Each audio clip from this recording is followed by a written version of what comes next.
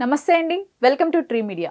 మనతో social activist, family counsellor, political analyst Shri Krishna Kumar గారు ఉన్నారు. మేడం నమస్తే. నమస్తే మేడం, అల్లు అర్జున్ వివాదం రోజు రోజుకి పెరుగుతూనే ఉంది. అంటే అరెస్ట్ వరకు వెళ్ళారు, ఒక నైట్ అంతా ఉన్నారు, బయటకు వచ్చారు, మళ్ళీ ఇప్పుడు బెయిల్ రద్దయ్యే ఛాన్స్లు ఉన్నాయి అంటున్నారు. అసలు ఏం జరుగుతుంది మేడం ఈ విషయంలో? అసలు ఆద్యంతం ఈ కేసు తప్పులు తడగగానే నడుస్తుంది. ఇప్పుడు ఎలా ఉందంటే ఆ రేవతి చనిపోవడము, ఆ బాబు హాస్పిటల్లో ఉండటం మాత్రమే వాస్తవాలుగా కనిపిస్తున్నాయి. మిగతా అన్నీ ఎవరికి తోచిన అబద్ధాలు వాళ్ళు చెప్తున్నారు. ముందుగా ఈ ఘటన జరిగింది అనగానే వీళ్ళు పోలీసులు, డీసీపీ, ఏసీపీ స్థాయి పోలీసులు ఏమిచ్చారు స్టేట్మెంటు? అసలు మాకు ఇలా అల్లు అర్జున్ వస్తున్నాడు, బందోబస్తు కావాలి అని మాకు అప్లికేషనే రాలేదు అన్నారు. ఓకే, మరి అప్పుడు థియేటర్ వాళ్ళు ఏం చేశారు? ఇదిగోండి మేము మీకు అప్లికేషన్ ఇచ్చాము, ఇస్తే మీరు ముద్ర కూడా వేసి ఇచ్చారు మాకు అని వీళ్ళు బయట పెట్టారు. వీళ్ళు బయట పెట్టిన తర్వాత వాళ్ళు బాగా ఆలోచించుకుని మేము అవునన్నామా, మేము ఇస్తామన్నామా బందోబస్తు, మీరు వచ్చి మళ్ళీ ఏంటి మీ ఇస్తున్నారా లేదా అని అడగాలి, కనుక్కోక్కర్లేదా?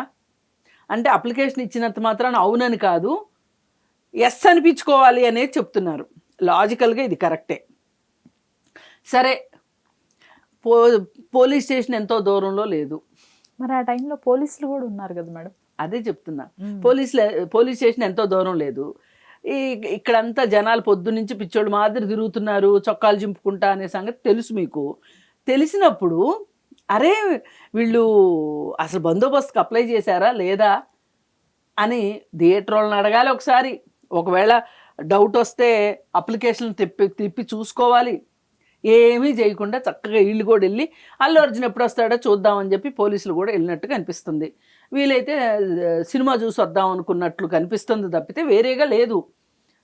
పోలీసుల్ని బ్లేమ్ చెయ్యాలి ఈ విషయంలో, వాళ్ళని బ్లేమ్ చేస్తున్నామని కాదు, అంటే ఇంకెవరిది తప్పు లేదని కాదు. థియేటర్ వాళ్ళది మొత్తం 100% వాళ్ళు కరెక్టు, అల్లు అర్జున్ కరెక్టు అని నేను అనట్లేదు. ఇక్కడ ఇప్పుడు చూపిస్తున్న నాటకం మనందరికీ వీళ్ళు వేస్తున్న ఏమనాలి, దీన్ని తోలుబొమ్మలాట అని కూడా అనొచ్చు, అంత జగుప్స కలుగుతుంది. అంటే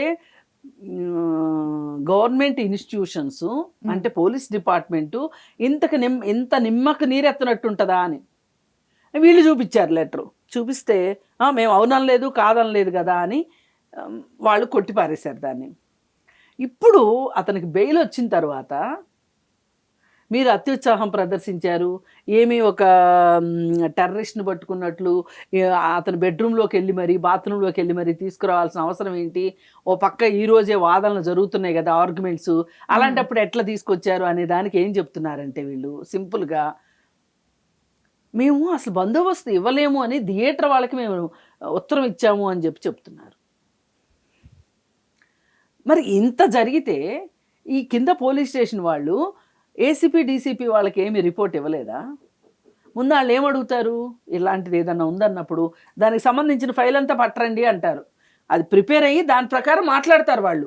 ఫ్యాక్ట్స్ చెప్పాలి కదా మరి పెద్ద ఆఫీసర్లు అన్నప్పుడు. మరి ఇవన్నీ ఎలా జరిగినాయి?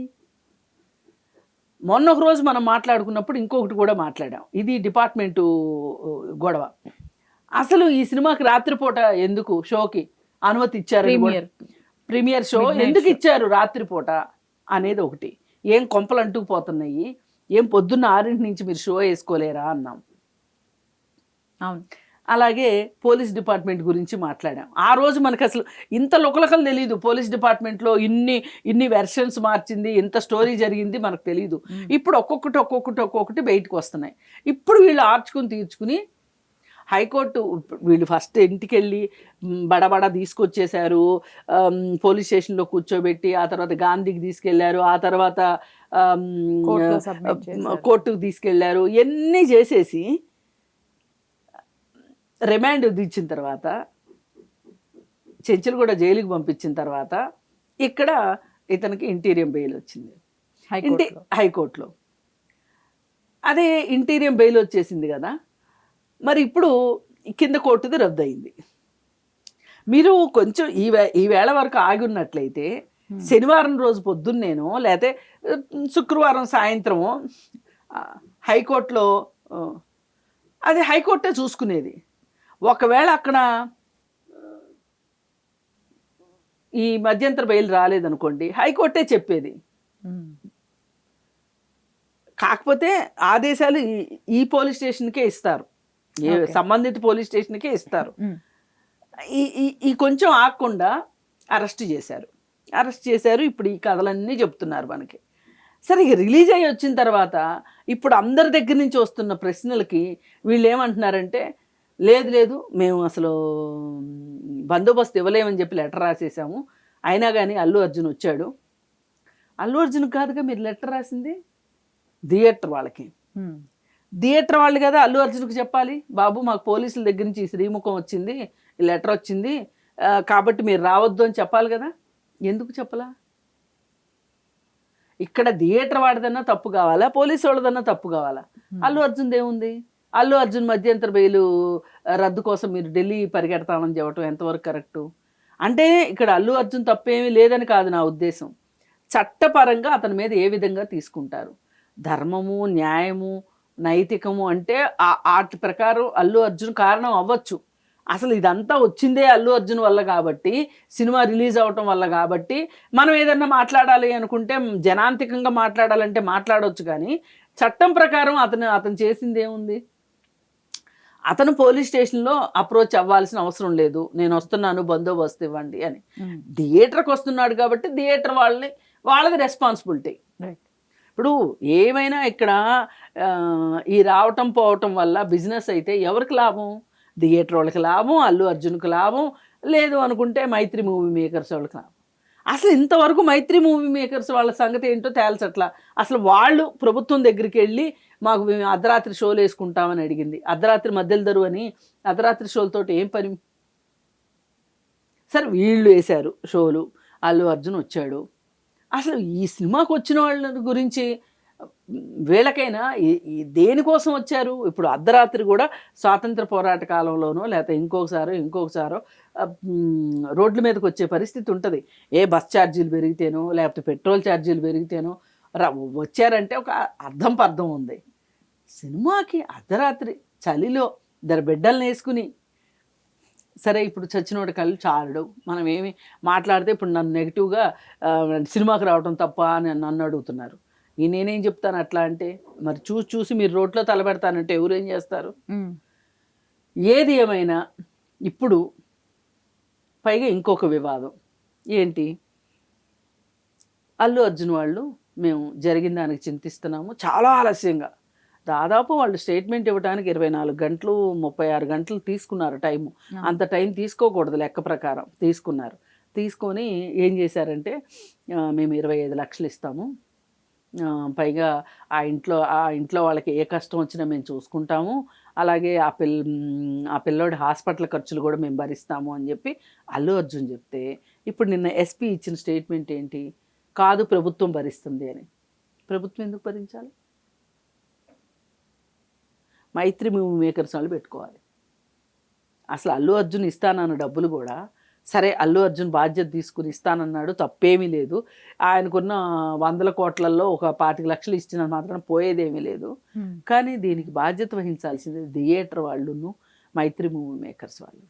వాళ్ళ దగ్గర నుంచి ఇంకా డబ్బులు ఇప్పించండి ఆ కుటుంబానికి, తప్పేమీ లేదు. వీళ్ళు సంపాదించుకున్న దాంట్లో ఈ అభిమానులు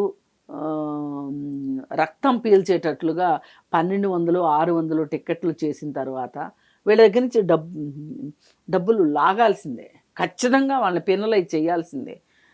పైగా ఇంకోటి ఏం చెప్తున్నారంటే, అరెస్ట్ తర్వాత కలెక్షన్స్ కూడా బాగా పెరిగినాయి అని చెప్తున్నారు. Pushpa movie collections. సరే, ఏది ఏమైనా బాధాకరమైన విషయం, చనిపోయిన రేవతి రాదు, ఆ బిడ్డ ఆరోగ్య పరిస్థితి, కనీసం హెల్త్ బులెటిన్ రిలీజ్ చేయట్లేదు. సినిమా వాళ్ళందరూ వెళ్ళి అల్లు అర్జున్ చూస్తున్నారు ఎందుకు, ఆ బాబుని చుక్క సంగతి పట్టించుకోవట్లేదు, మాట్లాడట్లేదు ఏంటి అంటే, అసలు మాట్లాడటం పట్టించుకోవడం సంగతి పక్కన పెట్టి హాస్పిటల్ వాళ్ళు కూడా ఎందుకో ఇంత నిర్దయగా ఉన్నారు, ఇంత రెస్పాన్సిబుల్గా ఉన్నారు. ఆ బాబు ఆరోగ్యం ఎట్లా ఉంది, అసలు ఏం జరిగింది, మీరు ఏం ట్రీట్మెంట్ ఇస్తున్నారు, అనేది అందరికీ చెప్పకపోవచ్చు. కానీ ప్రస్తుతం ఈ బాబు ఆరోగ్యం ఎలా ఉంది, ఎన్నాళ్ళలో కోలుకునే అవకాశాలు ఉన్నాయి ఏంటి అనేది అయితే హెల్త్ బులెటిన్ అయితే రిలీజ్ చేయాలి కదా, హెల్త్ బులెటిన్ రిలీజ్ చేయట్లేదు. ఈ తొక్కిస్లాట్లో బ్రెయిన్ డ్యామేజ్ అయింది, చాలా ఇవన్నీ విషమంగా ఉంది అనేది ఊహాగానాలే. తెలుస్తుంది. ఇవన్నీ ఎవరు చెప్పారు? ఉమ్, మనకు ఆథెంటిక్ న్యూస్ ఏది అసలు? అది ఎవరు చెప్పాలి? హెల్త్ బులెటిన్లు రావాలి, ఇదిగో ఇందుకు అయింది, ఈ అబ్బాయికి ఇలా ఉన్నాడు, మేము నమ్మకం పెట్టుకున్నాము హెల్త్ ఇంప్రూవ్ అవుతుందని, ఫర్దర్ కాంప్లికేషన్స్ ఉండవని ఉంటుంది కదా, ఒక 4-5 లైన్లు హెల్త్ బులెటిన్ ఉంటుంది కదా, అది రిలీజ్ చేయడానికి ఏంటి బాధ? మొన్న మా POW సంధ్య వాళ్ళు, యాక్చువల్లీ నేను కూడా వెళ్ళాలి, వెళ్ళలేకపోయాను. వెళితే బాబుని చూడనివ్వాల, అదేమంటే ఐసీయూలో ఉన్నాడు చూడకూడదు అన్నారు. ఉమ్, ఒక్క వాళ్ళ నాన్న తప్పితే ఎవరిని వెళ్ళనివ్వట్లేదు అన్నారు. సరే, ఓకే. మరి మేము వచ్చాం బాబుని చూడటానికి, చూపించకపోయారు. హెల్త్ బులెటిన్ అన్న ఏంటి అసలు, అబ్బాయి హెల్త్ కండిషన్ ఏంటో మాకు చెప్పండి అని అడిగితే ఎవరూ చెప్పలా. ఎవరు నోరిప్పి చెప్పకపోగా ఇదిగో ఇక్కడ ఉన్నారు, ఇదిగో అక్కడ ఉన్నారని ఆ ఫ్లోర్కి ఈ ఫ్లోర్కి తిప్పి, ఇక వీళ్ళు ఆన్సర్ ఇచ్చేటట్టు లేరు అని చెప్పి ప్రెస్తోనే మాట్లాడదామని బయటకు వచ్చి ప్రెస్ మీట్ పెట్టి మాట్లాడింది ఆవిడ. ఉమ్, అసలు ఆ బాబు ఎలా ఉన్నాడో చెప్పట్లేదు, అసలు బాబుకి ఏమైంది, అసలు ప్రస్తుత కండిషన్ ఏంటి చెప్పమంటే చెప్పట్లేదు అని చెప్పి మాట్లాడటం జరిగింది.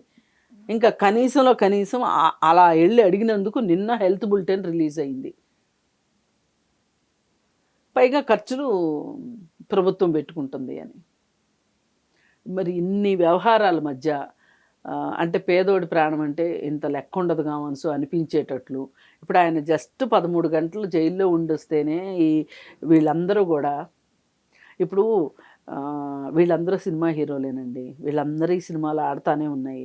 వీళ్ళందరినీ ఏ అభిమానులో నటనంటే ఇష్టపడేవాళ్ళు, లేకపోతే కనీసం వినోదం కోసం అందరూ సినిమాకి వెళ్తేనే కదా వీళ్ళ సినిమాలు నిర్మాతలు మళ్ళీ మళ్ళీ సినిమాలు తీయగలుగుతారు. అని వీళ్ళకి ఆ మాత్రం లేదా? ఒక అమ్మాయి చనిపోయింది సినిమా హాల్లో, ఒక అబ్బాయి ఇట్లా హాస్పిటల్లో ఉన్నాడు అని ఎవరు మాట్లాడరు ఏంటి? ఏం అర్థం కావట్లేదు అసలు. ఏం జరుగుతుందో అసలు మన చుట్టూ ఉన్నవాళ్ళు ఒక ఆవేదన కానీ, ఒక బాధను కానీ, ఒక కన్సర్న్ చూపించట్లేదు ఏంటి అనేది బాధగా ఉంది. ఇది అన్నిటికన్నా బాధాకరంగా ఉంది. మనిషి చనిపోయిన దానికంటే కూడా, అంటే వీళ్ళు వాళ్ళకి సంబంధించిన వాళ్ళు తప్పితే వేరే వాళ్ళ గురించి వీళ్ళు ఏం పట్టించుకోరా అనిపించేలాగా ఉంది. ఇంత బాధాకరంగా ఉంది వ్యవహారం. ఇప్పుడు ఏంటి మేడం ఫైనల్గా ఈ జరుగుతున్న పరిణామాలన్నీ చూస్తుంటే బెయిల్ రద్దయ్యే ఛాన్స్ ఉందంటారా, లేదంటారా? 99.9% బెయిల్ రద్దయ్యే పరిస్థితి లేదు. ఎందుకంటే వీళ్ళు పెట్టిన సెక్షన్స్, ఇప్పుడు ఇక్కడ హైదరాబాదు మన హైకోర్టులో వాదనలో వాళ్ళు లేవనెత్తిందే అది. అసలు జరిగింది ఏంటి, ఉన్న సెక్షన్స్ ఏంటి, ఇందులో ఏ వరకు ప్రమేయం ఉంది అల్లు అర్జున్కి, అతని ఇంటెన్షన్ ఏంటి, మీరు పెట్టింది ఏంటి, అతను ఇంటెన్షనల్గానే ఆ అమ్మాయి చనిపోవాలనే వచ్చాడు అన్న సెక్షన్ పెట్టారు వీళ్ళు. ఓహో, మరి అలా వస్తాడా? అతనికి ఏంటి లాభం ఒక అభిమాని చనిపోతే? అలా ఆమె చనిపోద్దని ఎలా తెలుసు? అందుకని ఏంటంటే ఇదంతా పోలీసులు వాళ్ళని ఏమనుకుంటుందో సమాజము అనే ఉద్దేశంతో ఏదో కొంచెం ఏదో బాజాలు మోగిస్తున్నారు తప్పితే దానిలో వాళ్ళు అంత ఇదిగా, అంటే ఇప్పుడు థియేటర్ యాజమాన్యమును పోలీసులు ఒకళ్ళ మీద ఒకళ్ళు నెట్టేసుకుంటున్నారు. ఈ ప్రాసెస్లో వీళ్ళిద్దరి గురించి ఏదైనా చర్చ వస్తుంది తప్పితే ఇందులోకి అల్లు అర్జున్ చర్చ వస్తుందని అయితే నేను అనుకోను. కాకపోతే అల్లు అర్జును 25 లక్షలు ఇస్తానన్నాడు, అలాగే హాస్పిటల్ వైద్యం నేను చూసుకుంటాను అన్నాడు. ప్రభుత్వం మీద అదనపు భారం వేయటం కరెక్ట్ కాదు. అల్లు అర్జునే ఇవ్వాలి అని చెప్పి నేను కోరుకుంటున్నాను. ఒకవేళ ప్రభుత్వం ఇస్తుంటే కూడా మేమే చేస్తున్నాము అనే ఉద్దేశంలో వాళ్ళు ఉన్నారేమో, ఒకవేళ రేపు ఎప్పుడన్నా కడదాం అనుకుంటున్నారేమో, మీరే కడతామని చెప్పి మీరు అసలు ఒకసారి డాక్టర్స్తో మాట్లాడండి, హాస్పిటల్కి వెళ్ళండి. అదేమంటే అదొక తొక్కిసలాట అవుతుంది అనే ఒక భయం వీళ్ళకు ఉండొచ్చు. వీళ్ళు ఒక రెస్పాన్సిబుల్ పర్సన్స్గా ఉన్నారు, కేవలం వాళ్ళకి బిజినెస్సే కాదు, డబ్బులే కాదు అనే ఒక సంకేతాన్ని ప్రజలకు పంపించాలి. అలాంటి నైతిక బాధ్యత అయితే ఉందని నేను అనుకుంటున్నాను. Thank you.